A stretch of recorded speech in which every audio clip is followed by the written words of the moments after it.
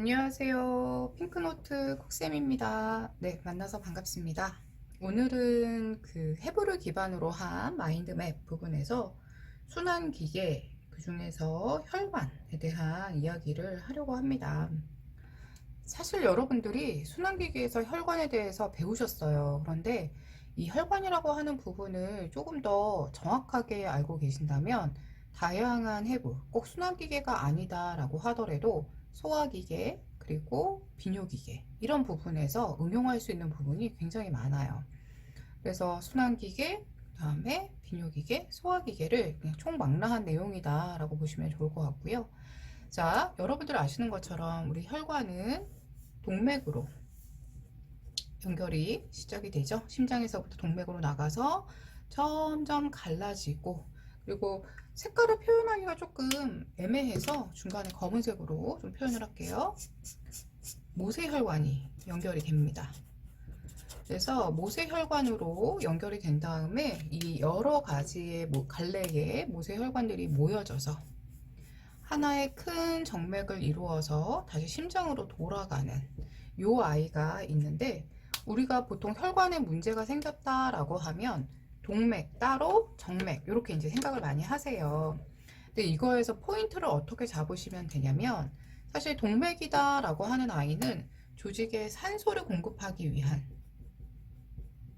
근데 뭐 산소만 공급하는 건 아니고 영양소도 같이 공급을 하게 되죠. 영양소를 공급하는데 관여하는, 얘는 그냥 길이에요.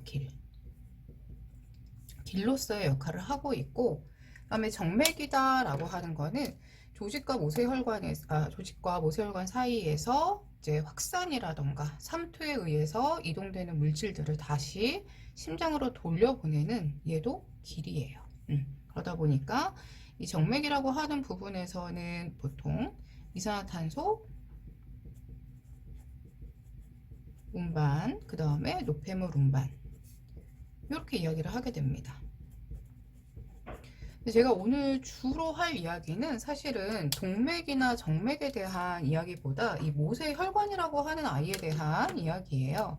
자, 오늘 저는 이 모세혈관에 대해서 좀 더 깊이 있게 말씀을 드릴 겁니다. 자, 우선 모세혈관을 보기에 앞서서 동맥과 정맥을 간단하게 말씀을 드리자면, 동맥은 어쨌든 산소와 영양소를 공급하기 위해서 가는 길이기 때문에 여기가 막혔다 그러면 특정 조직에서 산소와 영양소 공급이 안 돼요. 그렇기 때문에 당연히 동맥 혈관이 막혔다라고 하면 욕창처럼 세포 괴사가 생길 수도 있는 거고, 아니면 뭐 허혈성 심장질환이라고 하는 협심증 또는 심근경색, 또는 뇌와 관련돼서는 허혈성 뇌 질환이죠. 뇌경색이라고 하는 그런 부분들이 생길 수 있어요. 그리고 정맥이다라고 하면은, 정맥은 심장으로 돌아가는 혈관인데 얘는 중력을 거슬러서 이제 심장까지 올라가야 되다 보니까, 그리고 누가 이렇게 딱 밀어주는 아이가 없어요. 그러니까 흐름이 셌다가 점점점 말초로 가면서 혈관들이 이제 확산이라던가 삼투에 의해서 교환을 해야 되다 보니까 흐름이 굉장히 느려지게 되겠죠. 그럼 이 느린 흐름을 가지고 심장까지 돌아가야 되는데, 결론은 이 느린 흐름 때문에 얘가 작고 중력을 거스르다 보니 아래쪽으로 처지게 돼요. 그러다 보니까 정맥에 문제가 생긴다 그러면, 정맥 자체가 워낙에 그 중간에 있는 근육층이 얇잖아요. 잘 늘어나기도 하고, 그리고 보유혈관이기다 라고도 하거든요. 그래서 혈액이 좀 저장되는 그런 것들이 있기 때문에 다리, 특히 하지 쪽에 많이 붙죠. 그래서 뭐 정맥류라던가 뭐 이런 것들이 생길 수 있는 게 정맥 질환이다 라고 이야기를 합니다.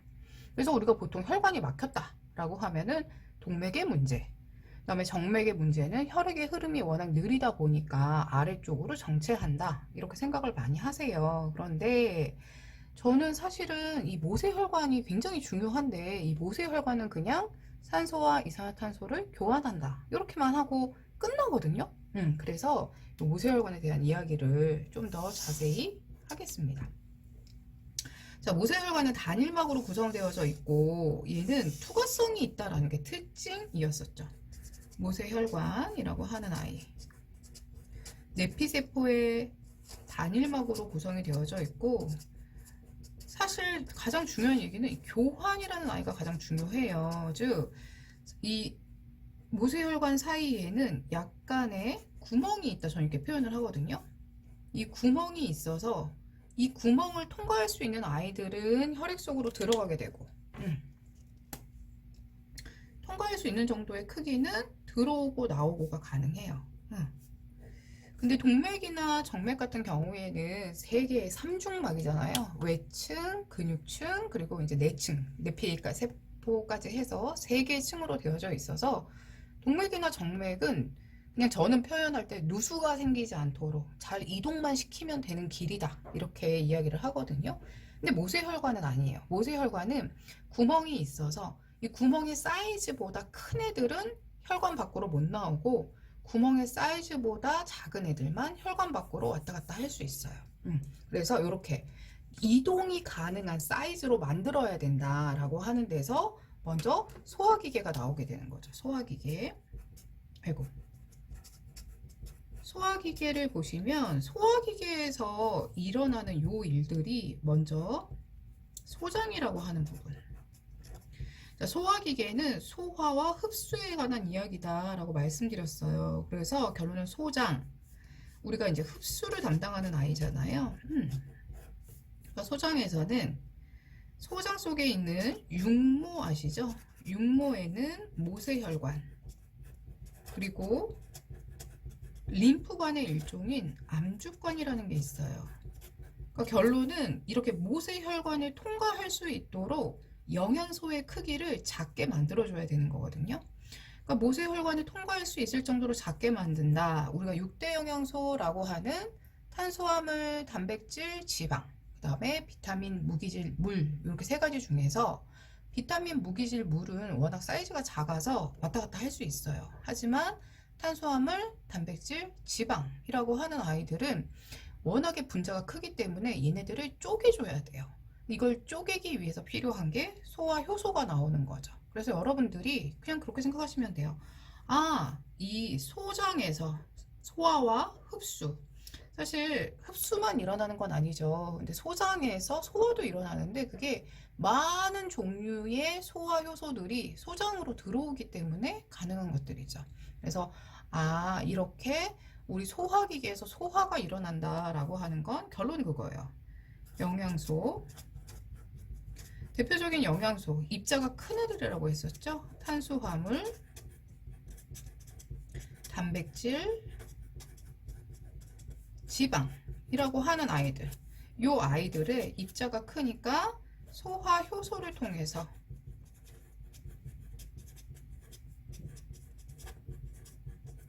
모세혈관을 통과할 수 있을 만을 통과할 수 있는 정도로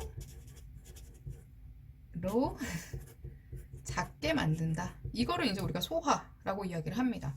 그래서 우리 소화효소 보면 탄수화물 소화효소, 단백질 소화효소, 지방 소화효소는 있지만 물 소화효소, 비타민 소화효소, 그 다음에 뭐 무기질 소화효소 이런 이야기는 없어요.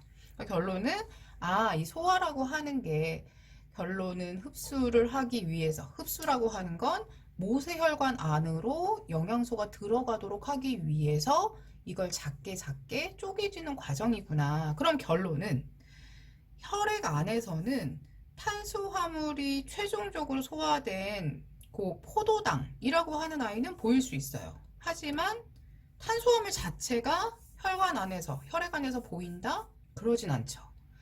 단백질의 최종 분해된 상태가 아미노산이잖아요. 혈액 안의 아미노산은 보일 수 있어요. 왜냐하면 덩어리가 작아져서 얘는 혈관 안으로 들어갈 수 있거든요. 하지만 단백질, 물론 혈장 단백질이라고 하는 아이가 있기는 해요. 근데 여러분들 보시면 혈장 단백질은 혈액 안에 있는, 물 안에 있는, 혈액 안에 있는 단백질이에요. 즉 조직에서 보인다라기보다는 혈액 안에 있는 단백질인 거잖아요. 그래서 입자가 크기 때문에 혈관 밖을 빠져나오지 않고 혈액 안에서만, 즉 혈장 단백질은 혈액 안에서만 보이는 아이가 될 거다. 이렇게 보시면 될 것 같아요. 지방이라고 하는 자체도 혈액 안에서 사실 보이지는 않아요. 지방산과 글리세롤이라는 형태로 분해가 돼서 보이는 건데, 다만 이 안에서 고지혈증 같은 경우에는 콜레스테롤이라든가 거기에 여러 가지 노폐물들이 같이 붙으면서 또는 혈구들이 붙으면서 덩어리를 형성하는 거, 그걸 우리가 이제 혈전이라고 이야기를 하게 되는 거죠. 그러니까 결론은 혈관에 문제가 생겼다라고 하는 거는 동맥 자체의 문제라기보다는 동맥이 가늘어지는 소동맥과 모세혈관, 거기에서 문제가 생기면서 모세혈관이 예를 들어서 딱 막히거나 아니면 모세혈관의 이 구멍에 뭔가 문제가 생겼을 때 필요한, 세포로 필요한 조직, 저 말이 너무 급하죠. 네, 죄송해요. 세포에게 필요한 영양소를 공급해 주거나 노폐물을 빼야 되는데 그게 안 된다. 이게 이제 사실은 문제가 되는 거죠. 뭐 정맥 쪽에 있는 모세혈관이 막혔대요. 그럼 결론은 노폐물이 바깥쪽으로 심장 쪽으로 나갈 수가 없겠죠.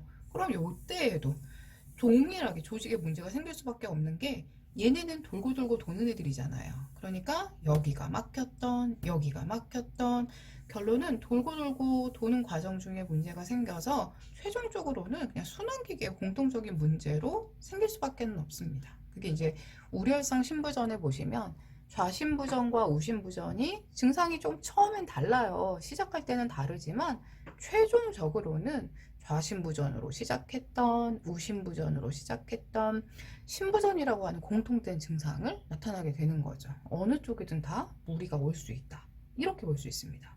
그래서 내가 소화기계에서 소화효소를 외워야 되는 이유는 결론은 영양소를 쪼개서 혈관 안으로 집어넣기 위해서 이렇게 소화효소가 있다라는 걸 외워야 되는구나. 이렇게 받아들이시면 좋을 것 같고요. 그 다음에 비뇨기계로 볼게요. 자, 비뇨기계에서는 비뇨기계 여러분들 우리 따로 제가 비뇨기계만 정리한 내용이 있어요. 근데 내용을 다시 한번 들으시면 또 도움이 되실 것 같은데 비뇨기계는 우리 네프론이라고 하는 아이가 이제 신장에서 네프론이 기본 단위이고 가장 중요하다라는 거 들으셨잖아요. 그래서 네프론의 가장 기본인 아이 사구체, 그리고 이 사구체를 둘러싸고 있는 아이 보호먼 주머니, 보호먼 주머니,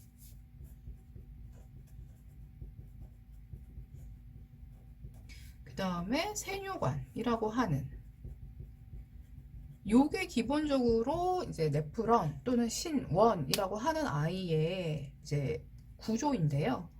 이 사구체가 지금 뭐라고 이야기하냐면 사구체는 모세혈관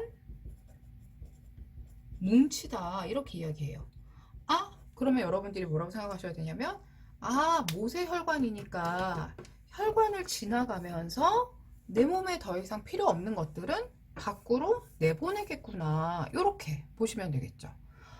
내 몸에 필요 없는 것들은 밖으로 이렇게 쭉쭉쭉쭉 내보내게 되겠구나. 그래서 우리가 노폐물 배설이라는 게 일어나게 되는 거죠. 그래서 비뇨기계는 이렇게 보시면 돼요.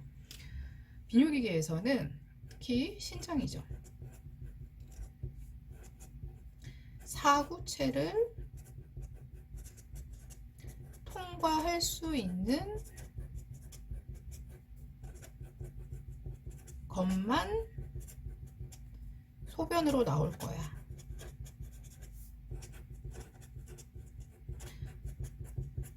자, 그러면 아까 이 구멍의 크기를 통과할 수 있다라고 했었어요. 자, 그러면 그걸 우리가 이제 여과라고 하거든요. 여과가 가능한 거 누가 있냐면 우선 포도당 가능하겠죠. 그죠? 그 다음에 아미노산 가능하겠죠. 그 다음에 뭐 지방산 글리세롤 이런 것도 가능하겠죠. 그 다음에 단백질에 이제 여러분들 이제는 뭐 암모니아 하면 너무 익숙하시잖아요. 네, 요소라고 하는 아이도 나올 수 있습니다. 그 다음에 또 나올 수 있는 아이 누가 있느냐? 크레아티닌이라고 하는 노폐물이 있어요. 사실 좀 그 다음에 비타민도 나올 수 있죠, 소변으로. 그래서 여러분들 비타민 많이 드시면 소변 색깔이 약간 좀 더 노랗게 되는 그런 것들 보시잖아요. 특히 비타민 C 같은 경우에. 그 다음에 비타민 B인가요? 네, 헷갈리네요. 하여튼 비타민. 그 다음에 이제 여러분들이 많이 나온다라고 할 수 있는 거, 물 이렇게 되겠죠. 그리고 무기질도 나올 수 있습니다. 나트륨 이런 거 나올 수 있어요.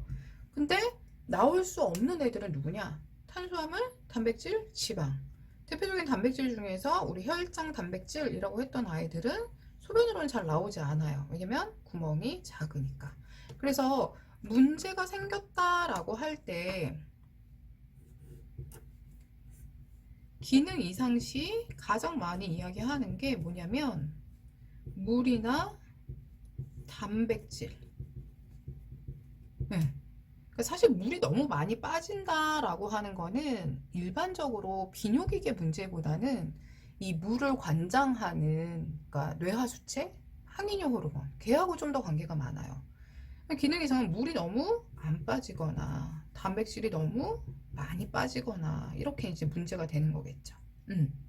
그래서 단백질이 소변으로 너무 많이 빠져나간다라고 하는 거, 이게 아마 신장의 기능 이상을 표현하는 대표적인 문장이 될 거고, 그 다음에 물이 너무 많이 빠져나오거나 너무 안 빠져나오거나 둘 중에 하나겠지만 일반적으로 신장에 문제가 있을 때는 너무 안 빠져나와요. 그러니까 뭐 핍뇨라던가 무뇨라던가 이런 아이가 있고, 이렇게 문제들이 생기게 되는 거죠. 그러니까 이것도 결론은 사구체라고 하는 혈관의 문제예요.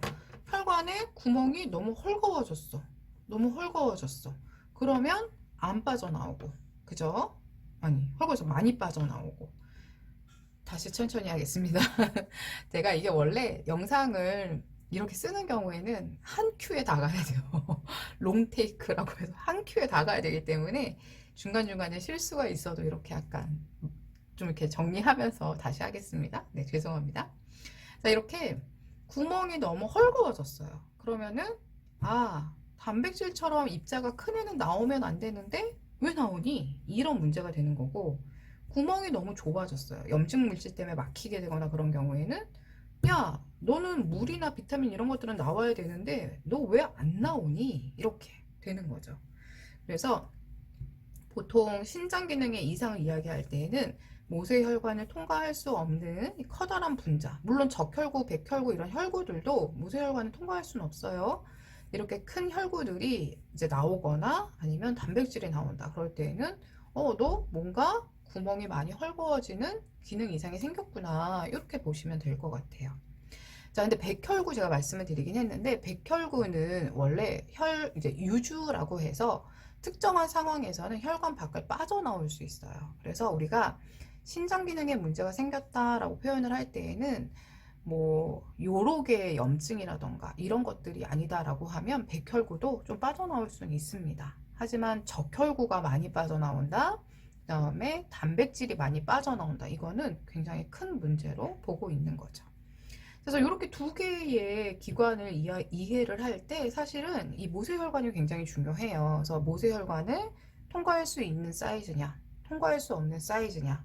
우리가 소화가 잘 안 된다라고 하는 거는 결론적으로 흡수 불량이 나타날 수밖에 없어요. 왜냐면 소화라는 게 혈관을 통과할 수 있을 정도의 이렇게 작은 입자로 만들어져서 혈관 속으로 들어가게 하는 건데, 나는 소화가 잘 안 돼. 그러면 결론은 혈관을 통과했을 정도로 이제 사이즈를 만들어주지 못하다 보니까 그냥 다 배출이 되게 돼요. 그러다 보니 아무래도 소화불량이 있다라고 하면 영양결핍하고 연관되는 경우들이 많이 있고, 비뇨기계에서도 모세혈관의 이 사구체, 특히 사구체라고 하는 모세혈관 뭉치에 투과성의 문제가 생겼다라고 하면은 그때는 너무 많이 빠져나오거나 너무 안 빠져나오거나 이런 문제가 생기겠더라.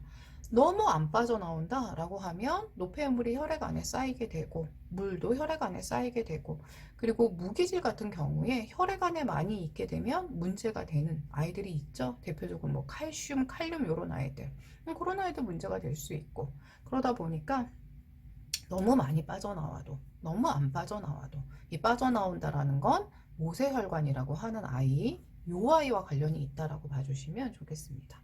참고로 제가 포도당 여과 된다라고 했어요. 그런데 소변에서 포도당이 많이 나오면 우리 당뇨라고 하잖아요. 소변에서는 많이 안 나와요. 왜냐면 얘는 세뇨관을 지나면서 거의 다 재흡수되거든요. 굉장히 중요한 영양소라 얘는 참고로 말씀드릴게요. 세뇨관 지나면서 재흡수됩니다. 근데 우리가 보고자 하는 건 사실은 이게 끝은 아니죠. 그럼 문제가 생겼을 때 어떠한 색깔 조금 달리할게요. 약이 필요하냐 양리 관점에서 보면 혈관이 너무 이렇게 막혀 있는 경우들 있잖아요. 막혀 있는 경우도 있지만 혈관이 너무 늘어나져 버리는 경우가 있어요. 그러니까 예를 들어서 요거는 이제 모세혈관 포인트로 잡았고 지금은 혈관이라고 하는 아이를 통틀어서 본다면 처음에 이제 문제가 이거죠. 혈관이 너무 좁아. 수축했어. 이런 경우에 쓸 수 있는 약물. 이거 뭐가 있죠? 여러분들 알고 계시는 혈관 확장제가 있죠. 자, 혈관 확장제에 좀 뭐 종류가 여러 가지가 있긴 하지만 대표적으로 여러분들이 좀 아셨으면 하는 아이들은 여러분들 하이드라라진이라고 고혈압 약에서 좀 보셨을 거예요. 하이드라라진이라고 하는 아이가 있고 그 다음에 혈관 확장제로 가장 대표적인 아이는 니트로글리세린이죠. 니트로글리세린. 니트로글리세린이라고 하는 아이는 주의사항이 좀 많이 있죠. 그쵸? 설하 복용하고 차광 보관하고 그 다음에 뭐 3회까지 투여 뭐 이런 것들은 5분 간격으로 3회 투여 뭐 이런 것들은 여러분들이 교과서를 보시면서 좀 더 자세하게 보시면 좋을 것 같고 자 이렇게 혈관의 확장만 해주면 되느냐? 그건 아니에요. 이거 말고 또 응용을 해보면 우리 지난 시간에 자율신경계에 교감신경계, 부교감신경계 이야기하면서 혈관하고 관련되어져 있는 얘기를 언급을 했었거든요. 그러면 얘는 교감신경을 흥분시켜주는 게 좋을까요? 차단시켜주는 게 좋을까요? 그죠. 교감신경 차단제라고 하는 아이로서 또 여러 약물들을 쓸 수 있습니다. 이거는 여러분들 책에 뭐 알파 차단제, 베타 차단제라고 하면서 뭐 여러 가지 약물들을 들어보셨을 거예요. 그래서 그 약물을 꼭 다 알아야 되느냐? 그거는 여러분들이 학원에서 수업을 들으시는 대로 진행을 하시면 될 것 같고 저는 그냥 교감신경 차단제를 쓴다. 이렇게만 말씀을 드릴게요. 그 다음에 혈관이 너무 이완된 경우가 있어요. 이게 혈관이 너무 이완됐다라고 하는 경우에 사실 모세혈관이 너무 이완됐다기보다는 동맥혈관이 너무 이완됐어요. 동맥혈관이 너무 늘어져서 원래는 강하게 탕탕탕 혈액을 쳐서 옮겨줘야 되는데 이게 마치 그 스프링의 탄력성이 떨어진 매트리스처럼 그냥 쿵 이렇게 혈액이 탕이 아니라 헉 약간 이렇게 압력이 떨어지게 되는 그런 아이가 있는데 이 병을 우리가 뭐라고 하냐면요. 이거의 대표적인 예가 아나필라시스예요. 그래서 아나필라시스에 대한 이야기 하면서 혈관 이완성 쇼크다라고 말씀을 드렸거든요. 혈관 이완성 쇼크. 그러니까 혈관이 과잉 확장되는 게 문제예요. 이거는 이제 염증 반응 때문에 우리 몸에서 이렇게 급격하게 일어나는 아이이기는 하는데요. 자세한 얘기를 하려면 너무 끝도 없어서 다음으로 넘어가면 그럼 이때는 어떤 약물을 쓰면 좋을까요? 혈관 수축제를 쓰면 좋겠죠. 혈관을 수축하는 약물을 써요? 쓰죠. 어떤 약물? 교감신경 흥분제죠.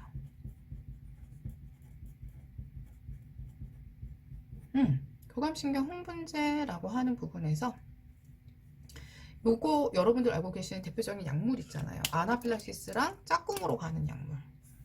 그쵸? 바로 에피네프린.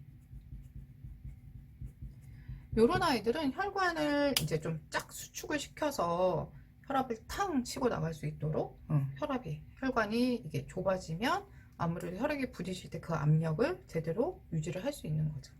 그러니까 이게 뭐 좁다, 좁힌다, 넓힌다 라고 하는 게 막 확확 이거는 아니고요. 어느 정도 탄력성을 유지할 수 있게끔 이렇게 좁혀주고, 공간, 혈액의 흐름의 공간을 확보할 수 있게끔 넓혀주고, 그러니까 이런 느낌으로 보시면 될 것 같아요. 그리고 약물로는 그냥 요거 보시면 되겠고, 영양으로는 사실 혈관과 관련된 영양이라고 한다면 아무래도 관련된 문제로는 혈전에 대한 문제라던가 아니면은 뭐 이렇게 고지혈증, 당뇨 뭐 이런 것들이 많이 나와요. 그러니까 뭐 지방 너무 많이 먹지 말고, 또 우리 몸에 지방으로 저장되는 영양소가 있잖아요. 탄수화물 적당히 이렇게 보시면 될 것 같아요. 그래서 제한이나 조절 뭐 이런 용어를 쓰지 않는 이유는, 제한이라 그러면 꼭 안 먹어야 될 것 같다라고 많이 느끼시나 봐요. 근데 그렇진 않거든요. 그래서 저는 그냥 적당이라고 표현합니다. 그러니까 뭐 내가 만약에 고지혈증이 있어서 문제가 될 것 같아. 그러면 지방을 좀 줄이고 그렇게 하시면 될 것 같고, 탄수화물도 좀 줄이고. 왜냐면 고지혈증이 꼭 콜레스테롤만의 문제는 아니거든요. 그러니까 탄수화물이랑 이런 지방 좀 줄이고, 이왕이면 우리 그 HDL이라고 하는 고밀도 콜레스테롤이 포함되어져 있는, 네, 그런 혈전을 녹이는 역할도 한다라고 하잖아요. 그런 양질의 지방 섭취하면 좋겠고, 그러면 되는 거죠, 뭐. 그래서 혈관이라고 하는 부분 딱 그냥 두 개예요. 막히거나 너무 늘어지거나. 이제 문제는 그거거든요. 그런데 막혔을 때, 늘어졌을 때 이거를 따로따로 보지 마시고, 제가 지금 소화기계와 비뇨기계만 했지만 이거 신경계로 해도 되잖아요. 그죠? 신경계에 모세혈관이 막혔대요. 그러면 신경세포한테 필요한 영양소나 산소가 공급될 수 없고, 신경세포는 산소를 굉장히 필요로 하는 애라 뭐 3분에서 5분 정도만 이게 공급이 안 돼도 죽고, 신경세포는 또 재생이 안 되는 게 특징이고 그런 거잖아요. 그러니까 결론은, 동맥에서 아무리 혈액 전달을 잘해줬다라고 하더라도 모세혈관에서 막혀버리면 끝인 거예요. 노폐물 교환을 완전 잘했다라고 하더라도 모세혈관에서 더 이상 막혀버리면 이동이 안 돼요. 그러니까 동맥, 정맥을 중요하게 보시는 것만큼 모세혈관도 잘 봐주시면 소화기계, 비뇨기계, 신경계가 다 자연스럽게 연결이 됩니다. 그래서 여기에서 다 필요한 아이들. 물론 뭐 특징에 따라서 어떤 약물이 더 추가되고 어떤 영양이 더 추가되고는 하겠지만, 기본적으로 혈관에 대해서 이해를 잘 하시고 계시면 이 부분을 제외한 나머지만 여러분들이 키워드로 잡으시면 돼요. 그래서 오늘은 특별히 어떤 뭐 기출문제도 없고 이렇게 혈관에 대해서만 간단하게 설명을 드렸는데요. 오늘도 제 영상 들어주셔서 감사하고, 제가 개인적인 사정 때문에 좀 이렇게 자주 영상을 올리기는 좀 어려울 것 같아요. 그래서 기존에는 주 2회씩 영상을 올렸는데 이제는 월요일날 한 번 영상을 올릴 겁니다. 근데 기존에 쌓아져 있는 영상들이 아마 매해 도움이 될 거라고 생각을 해요. 그래서 봄 시험 보시는 분들도 영상이 새로 올라오지 않아서 뭐 좀 불안하거나 하시진 않으실 거예요. 왜냐하면 이미 앞에 있는 영상들이 다 매해 국가고시를 볼 때 기본적으로 중요했던 내용들을 설명을 해놓은 부분이라, 뭔가 새로운 것만 이렇게 딱 봐야 된다라는 생각보다는 기존에 있는 내용들도 다시 한번 반복하시면서 보시면 훨씬 도움이 많이 될 거다라고 생각이 듭니다. 네, 더 자주 찾아뵙지 못해서 죄송하고요. 대신에 한 번 한 번 뵐 때마다 정말 도움이 되는 내용으로 여러분들 찾아뵙도록 노력하겠습니다. 네, 수고 많으셨습니다.